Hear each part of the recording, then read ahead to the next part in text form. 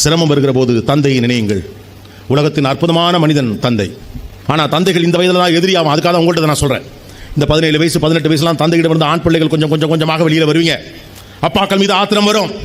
என்ன இந்த ஆள் நான் இவ்வளோ சொல்கிறேன் கேட்கவே மாட்டேங்கிறாரு, அவ்வளோ காசு வச்சிருக்காரு கொடுக்க மாட்டேங்கிறாரு. ஒரு ஆண் பிள்ளையிடமிருந்து அப்பா என்ன எதிர்பார்ப்பான் என்று ஆண் பிள்ளைகளுக்கு புரியாது, பெண் பிள்ளைகளுக்கும் புரியாது. அம்மாக்கள் தான் சொல்லணும்.